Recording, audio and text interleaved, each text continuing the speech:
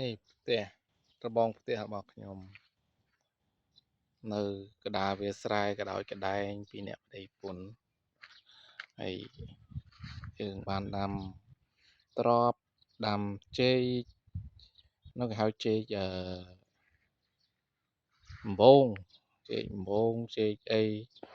ដើមស្វាយដើមកន្ទួតនេះផ្ទះរបស់ខ្ញុំនៅតំបន់ស្រុកស្រែបងខ្យល់អាកាសល្អណាស់ហើយមានដើមម្គាស់ដីហើយដើមចេកណាំវ៉ាទឿចេកអំបងចេកអំបងលឿង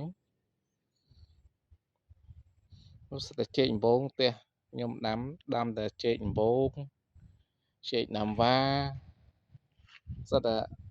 ហើយនេះមានដើមមានមួយដើមមានអង្គរៈការពារផ្ទះមេ1កូន2នេះ